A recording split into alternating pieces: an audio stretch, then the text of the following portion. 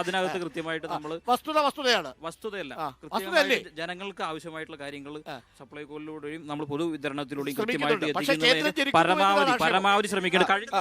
ജനങ്ങൾക്ക് വേണ്ടത് വായു ആയതുകൊണ്ട് സപ്ലൈകോയിൽ മൊത്തം കാലി ആയതുകൊണ്ടും വായു കിട്ടുന്നുണ്ട്. സപ്ലൈകോ വായുവാണ്. കഴിഞ്ഞ ദിവസവും കൃത്യമായിട്ട് നിലവിൽ നമ്മൾ ഈ നേരിടുന്ന പ്രതിസന്ധിക്കെതിരെ കൃത്യമായിട്ട് കേന്ദ്രത്തിന്റെ വിഹിതം നൽകണമെന്ന് സുപ്രീം കോടതി വരെ പറഞ്ഞിട്ടുണ്ട്. അപ്പോൾ BJPയുടെ ഒരു കാറ്റുണ്ട് എന്ന് പറയുന്നു. ഇവർ രണ്ടുപേരും പറഞ്ഞിരിക്കുന്നത് മോദി സർക്കാരിനെ താഴെ ഇറക്കാൻ കോൺഗ്രസ് ആണ് നല്ലതെന്ന് കോൺഗ്രസ്സുകാർ പറയുന്നു. അതല്ല, കോൺഗ്രസ്സുകാരെക്കാൾ കൂടുതൽ കരുത്തരാണ് ഇടതുമുന്നണി എന്ന് പറയുന്നു. എന്താ അവസ്ഥ പാലക്കാട് അവസ്ഥ? നമ്മുടെ ഇടതുപക്ഷം വലതുപക്ഷം ജയിച്ചാലും അവിടെ പോയിട്ട് സീറ്റിന്റെ എണ്ണം കൂട്ടാൻ മാത്രമേ അവർക്ക് സാധിക്കുള്ളൂ. ഭരണം നടത്താൻ അവർക്ക് സാധിക്കില്ല. ഇന്ത്യ രാജ്യം ഭരിക്കാൻ പോകുന്ന നരേന്ദ്രമോദിയുടെ നേതൃത്വത്തിലുള്ള BJP സർക്കാർ തന്നെയാണ്. അപ്പൊ ആ ഭരണത്തിന്റെ ഗുണം പാലക്കാടിന് കിട്ടണമെങ്കിൽ പാലക്കാടിന് ശ്രീ കൃഷ്ണകുമാർ ജയിക്കുക തന്നെ വേണം. എന്നാലേ പാലക്കാടിലെ ജനങ്ങൾക്ക് കക്ഷി രാഷ്ട്രീയ വ്യത്യാസമില്ലാതെ ജാതിമത വ്യത്യാസമില്ലാതെ എല്ലാവർക്കുമുള്ള ആനുകൂല്യങ്ങൾ ലഭിക്കുകയുള്ളൂ. എല്ലാ വികസന പ്രവർത്തനങ്ങളും നടക്കുകയുള്ളൂ. ഈ 2 ലക്ഷം വോട്ടിന്റെ ഭൂരിപക്ഷമാണ് നിയമസഭയിൽ LDFിനുള്ളത്. അതിന് നിങ്ങൾ എങ്ങനെ മറികടക്കും? തീർച്ചയായും ഞങ്ങൾ കഴിഞ്ഞ 3 ലോക്സഭാ തെരഞ്ഞെടുപ്പിലായി ഓരോ തെരഞ്ഞെടുപ്പിലും ലക്ഷക്കണക്കിന് വോട്ടുകളാണ് നമുക്ക് വർദ്ധിച്ചുകൊണ്ടിരിക്കുന്നത്. അത് ചരിത്രം എടുത്തു നോക്കിയാൽ നമുക്ക് മനസ്സിലാവും. അത് മാത്രമല്ല, ഈ 10 വർഷമായി നരേന്ദ്രമോദി സർക്കാരിന്റെ ഭരണം സാധാരണ ജനങ്ങളുടെ ഇടയിൽ വലിയൊരു മാറ്റം ഉണ്ടാക്കി. മോദിയുടെ ഗ്യാരണ്ടി എന്നുള്ളത് ജനങ്ങൾ വിശ്വസിച്ച് തുടങ്ങിയോ? ശരിക്കും ഇത് കിട്ടിയിട്ടുള്ള ആൾക്കാർ മുഴുവൻ വിശ്വസിച്ച് തുടങ്ങിയിട്ടുണ്ട്. ഇപ്പൊ പിരാരി പഞ്ചായത്തിൽ തന്നെ, നമ്മൾ പിരാരിയിലാണ് നിൽക്കുന്നത്, പിരാരി പഞ്ചായത്ത് തന്നെ കുടിവെള്ളം, ഏറ്റവും അടിസ്ഥാന ആവശ്യമായിട്ടുള്ള കുടിവെള്ളം ക്ഷാമമുള്ള പ്രദേശമാണ് ഇവിടെ. ജൽജീവൻ മിഷൻ എല്ലാ വീടുകളിലേക്കും കുടിവെള്ളം എത്തിക്കുന്ന പദ്ധതി ഇവിടെ നടപ്പിലായിക്കൊണ്ടിരിക്കുന്നത്. ഇതെല്ലാം ജനങ്ങൾ അനുഭവിക്കുന്ന കാര്യങ്ങളാണ്. അപ്പൊ അതൊക്കെ തന്നെയാണ് മോദിയുടെ ഗ്യാരണ്ടി. അടിസ്ഥാന സൗകര്യം ഓരോ പാവപ്പെട്ടവന്റെ വീട്ടിലേക്കും, ടോയ്ലറ്റ് പോലെയുള്ളതാണെങ്കിലും വീടാണെങ്കിലും ഈ ഗ്യാസ്, മറ്റേ അതുപോലെ വൈദ്യുതി, എല്ലാ സാധനങ്ങളും ജനങ്ങൾക്ക് കിട്ടേണ്ടത്. അത് തന്നെയാണ് മോദിയുടെ. പക്ഷേ വില കൂടുതലാ. അല്ല, അതിന് പാർട്ടിക്കാർക്ക് മാത്രമേ കിട്ടില്ല. അല്ല, ജലജീവന്റെ ഉണ്ടല്ലോ, നമ്മുടെ ഈ പരിസരത്ത് 2 കിലോമീറ്റർ അപ്പുറത്താണ്. അവിടെ ഈ ജലജീവൻ എന്നുള്ള ഒരു പരിപാടിയോ അങ്ങനത്തെ പേരുകളോ ഞങ്ങൾ ഇതുവരെ കേട്ടിട്ടില്ല. മലമ്പുഴ കൺഷൻ ഉള്ളവിടെ ജലജീവൻ പദ്ധതി തയ്യാറില്ല. മാത്തൂരും പ്രായരി പഞ്ചായത്തിലും മലമ്പുഴ ഇല്ലാത്ത ഭാഗങ്ങൾക്ക് 83 കോടി രൂപയുടെ പദ്ധതിയാണ്.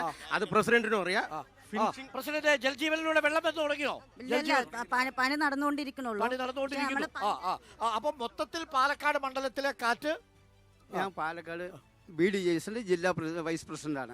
പാലക്കാട് സംബന്ധിച്ചോളം ഒരുപാട് മാറ്റങ്ങൾ വേണം. പ്രായരി പഞ്ചായത്തിലും ഒരുപാട് പ്രോബ്ലങ്ങളുണ്ട്. ഡെവലപ്മെന്റ് തീരെ ഇല്ലാത്ത പഞ്ചായത്ത് പ്രായരി പഞ്ചായത്ത്. അപ്പൊ കാര്യങ്ങൾ വ്യക്തമാണ്. മോദി സർക്കാരിനെ പിന്തുണയ്ക്കുന്നവർ ഡെവലപ്മെന്റ് എന്ന് പറയുന്ന ഒരു അജണ്ടയും മറുഭാഗത്തുള്ളവർ രാഷ്ട്രീയമായി ഇന്ത്യ നിലനിൽക്കണമെന്നൊരു ആശയമാണ് മുന്നോട്ട് വയ്ക്കുന്നത്. എന്റെ പ്രിയപ്പെട്ട സുഹൃത്ത് ചോദിച്ചു, കഴിഞ്ഞ ശ്രീകണ്ഠൻ സാറ് പാർലമെന്റിൽ എത്ര പ്രാവശ്യം ശൂന്യക്ഷ മേളയിൽ പോയിട്ടുണ്ട്, ചോദ്യോത്തര മേളയിൽ. അറിയാൻ സാധിച്ചില്ലെങ്കിൽ ഒരു കാര്യം കൂടി പറയാ, ഈ ഭാരതത്തിൽ 400 സീറ്റിൽ പരം നരേന്ദ്രമോദി അധികാരത്തിൽ വരികയും പാലക്കാട് ശ്രീ കൃഷ്ണകുമാർ അധികാരത്തിൽ വരുമെന്ന് പറഞ്ഞുകൊള്ളുന്നു. ഓക്കെ, അപ്പൊ ശ്രീ കൃഷ്ണകുമാർ അനുകൂലമായിട്ടൊരു വികാരമുണ്ട്. ആദ്യമായിട്ട് മയക്കുന്ന നിങ്ങൾക്ക് നന്ദി. പിന്നെ ബാക്കി എല്ലാ ജനങ്ങൾക്കും. ഇപ്പൊ ഞാൻ രാഷ്ട്രീയമല്ല പറയാൻ നിൽക്കുന്നത്, ഇവിടെ ഞാൻ എന്റെ സത്യമാണ് പറയാൻ നിൽക്കുന്നത്. ഞങ്ങളുടെ ഇവിടെ ഒരു പാർട്ടിയുടെ ആവശ്യമില്ല. പറഞ്ഞ പാർട്ടി, ഞാൻ പറഞ്ഞ പാർട്ടിയുടെ കുറ്റമല്ല പറഞ്ഞത്. അവരവരുടേതായ എല്ലാ കാര്യങ്ങളും ചെയ്യാൻ എന്ന് നമ്മൾ മുന്നോട്ട് വരുന്നോ അന്നാണ് ഇന്ത്യക്ക് സ്വാതന്ത്ര്യം കിട്ടുന്നത്. ഇവിടത്തുള്ള എല്ലാ കാര്യങ്ങളും, ഇവിടെ പോലീസ് സ്റ്റേഷനില്ല സാർ, പച്ചക്കറി കടകളില്ല സാർ, വൃത്തികേടില്ല സാർ, ഒന്നും ചെയ്യാൻ പറ്റില്ല. ഇവിടത്തെ ഭരണം ഞങ്ങൾ തന്നെയാണ്. ഈ ഗ്രാമം മാത്രമല്ല, കൊടുന്തിരപ്പള്ളിയുടെ ഉള്ളിൽ വന്ന് ആരും ഒന്നും ചെയ്യാൻ പറ്റില്ല. ഞങ്ങൾക്ക് അത്ര ഐക്യമുണ്ട്. ഈ ഐക്യം ഉണ്ടെങ്കിൽ ഒരാളുടെ സഹായം വേണ്ട. ഇപ്പൊ എന്താ പറഞ്ഞു, ഞങ്ങൾക്ക് അത് തന്നില്ല. നിങ്ങൾക്ക് എന്താ തരാൻ? നിങ്ങൾ ആരാ? നിങ്ങൾക്ക് നിങ്ങളുടേതായ കപ്പാസിറ്റി ഉണ്ട്. അത് അടമാനം വെച്ചിട്ട് പിച്ചെടുക്കാതോ രാഷ്ട്രീയക്കാരെ കൊണ്ട് അവൻ നിങ്ങൾക്ക് തരണമെന്ന് പറഞ്ഞിട്ട് അതിന്ന് 5%, 10%, 20% പര്യാപ്തമാവുന്നതിന്റെ സൂചനയാണ്. ഞാൻ പറയുന്നപ്പോ ഒന്ന് പറഞ്ഞോട്ടെ സാർ. അന്ന് ആ ചർക്ക ഞങ്ങൾക്ക് ജോലി തരാൻ പറഞ്ഞ് പറ്റിച്ചിട്ട് ചർക്ക ഉണ്ടാക്കിയതാ. ഞാൻ അതിന് ഇവിടെയുള്ള ആൾക്കാരെ കയ്യത്ത് വാങ്ങി. ഞങ്ങൾക്ക് അതിന്റെ ഒരു ആവശ്യമില്ല. അത് കിട്ടിയിട്ട് ഞങ്ങൾക്ക് വല്ലതും ചെയ്യാമായിരുന്നു. ശരി, ഒരു കാലത്ത് ഇവിടെയൊക്കെ ഭൂജമ്മികളാണ്. സോഷ്യലിസം, ഈക്വാലിറ്റി ഇതൊക്കെ പറയാം. കാറൽ മാർക്സിന്റെ തീരെയൊക്കെ പറയുന്ന ആൾക്കാർ ഒന്നും മനസ്സിലാക്കണം. ഇന്ന് അവിടെയുള്ള ഭൂവുടമകൾ മുഴുവൻ പിച്ചക്കാരന്മാരാ. ഞങ്ങളുടെ അവിടെ കുടിയന്മാരായിരുന്നവരൊക്കെ കോടീശ്വരന്മാരാ. എവിടെ പോയി ഈക്വാലിറ്റി? ഇക്വിറ്റി ആയില്ല. ഇതൊന്നും പറഞ്ഞോട്ടെ, ഒരു വാർത്ത. ഇത് തീർച്ചയായിട്ടും ഇതൊന്നും ജനങ്ങൾക്ക് തിരിച്ചറിയില്ല. നിങ്ങൾ സോഷ്യലിസം, ഈക്വാലിറ്റി പറഞ്ഞ് ഒരു ജനസംഖ്യ മുഴുവൻ പിച്ചക്കാരന്മാരാക്കിയിട്ട് മറ്റുള്ളവനെ ഉയർത്തിയിട്ട് സോഷ്യലിസവും പറഞ്ഞോളൂ നടക്കും. പിന്നെ അതാണ് ആ നിലപാട്. ഒന്നുകൂടി പറയേണ്ടത്, ഇവിടെ ജാതി മതം എന്ന് പറയുന്നു. ഞാന് ബ്ലാക്ക് കാറ്റിന്റെ ഡ്രസ് ഇട്ട ആളാണ്. ഒരു മിനിറ്റ്, ആ ഓരത്ത് ഇവിടെ നമ്മുടെ ഏറ്റവും അറ്റത്ത് കിടക്കുന്ന ലേക്ക് പോയ ഒരു കൊടിയേറ്റാൻ പറ്റൂല. അടി വാങ്ങി തിരിച്ചും കൊണ്ട് വരും. അത്രേ ഉള്ളൂ. പക്ഷെ ഇന്ന് നാടിന് ആരെന്ത് ചെയ്യണോ നമ്മുടെ ഇപ്പോ ഈ സംബന്ധിച്ചിടത്തോളം ഇപ്പൊ നമ്മുടെ മുൻ പ്രസിഡന്റ് പറഞ്ഞു പ്രാദേശിക വിഷയങ്ങളൊന്നും അല്ല ഇവിടെ ചർച്ച ചെയ്യേണ്ടത്. കാരണം കാലാകാലങ്ങളായിട്ട് UDF ആണ് ഇവിടെ ഭരിച്ചുകൊണ്ടിരിക്കുന്നത്. അപ്പൊ പ്രാദേശിക വിഷയം ചർച്ച ചെയ്ത് ഒരു കാരണവശാലും UDF ഇവിടെ വിജയിച്ചു പോയിട്ടില്ല.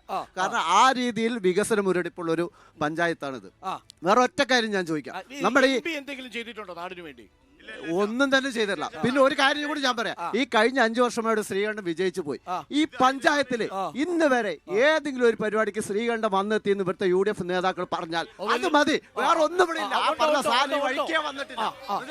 ഒരു കാര്യം. പിന്നെ അത് മാത്രമല്ല, ഇവിടെ നമ്മുടെ ഏറ്റവും നമ്മുടെ കേരളത്തിലെ ഏറ്റവും നമ്മുടെ പഞ്ചായത്തിന്റെ ഏറ്റവും വലിയ വിഷയമാണ് മാലിന്യം. ഈ പഞ്ചായത്തിന്റെ ഈ മുക്കും മൂലയിൽ കൂടെ നിങ്ങൾ പോവാ, ഈ മുക്കുമൂല കൂടെ ഈ പഞ്ചായത്തിന്റെ മുക്കുമൂല നിങ്ങൾ പോവാ.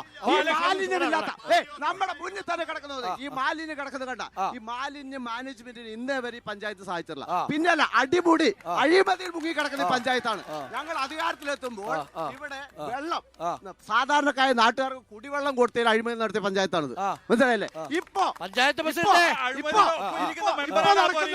ഇപ്പൊ നടത്തുന്നത് എന്താന്ന് വെച്ചാല് ഈ മണ്ണ് കുളങ്ങൾ വൃത്തിയാക്കി മണ്ണെടുത്ത് മാറ്റി മണ്ണ് വിൽക്കുന്നതിലുള്ള അഴിമതിയാണ്. മണ്ണ് വിൽക്കാനുള്ള ഒരു പദ്ധതി കൊണ്ടുവന്ന ആളുടെ പേര് തോമസ് ഐസക് എന്നല്ലേ? ആ പദ്ധതി അതല്ല, അത് മലമ്പുഴ ജനങ്ങൾക്ക് ഉപകാരപ്പെടുന്നതാണ്. ഇത് വെറും മണ്ണുകള് തോണ്ടിയെടുത്തിട്ട് അതിനെ വിറ്റ് കാശുണ്ടാക്കാൻ പഞ്ചായത്ത് ഫണ്ട് ഉണ്ടാക്കുന്നു. അതെല്ലാം വളരെ കുറച്ച്, അതായത് മണ്ണിന്റെ ക്വാണ്ടിറ്റി വളരെ കുറച്ച് കാണിച്ച് അതിൽ അഴിമതി ഉണ്ടാക്കി കരാറുകാരിൽ നിന്ന് പൈസ വാങ്ങി അങ്ങനെ മൊത്തം അഴിമതിയാണ്. ഒന്നുകൂടി ഞാൻ ഈ പഞ്ചായത്തിന്റെ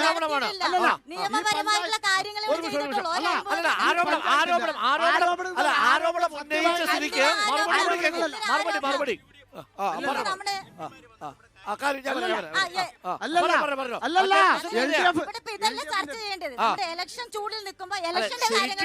ശരിക്കും കുളത്തിൽ നിന്ന് മണൽ വാങ്ങിയതിനകത്ത് അഴിമതി ഉണ്ടോ? പ്രാദേശിക പത്രങ്ങൾ എടുത്ത് നോക്കിയാൽ അറിയാം. അത്രേ ഉള്ളൂ, ഒരു അഴിമതിയില്ല.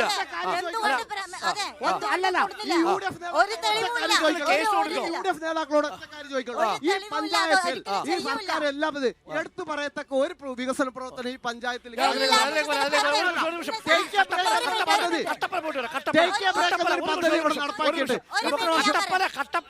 കട്ടപ്പനയിൽ ഒരു വാർത്ത വരുന്നുണ്ട്. ആ വാർത്ത കേട്ടിട്ട് തിരിച്ചു വരാം. കട്ടപ്പനയിൽ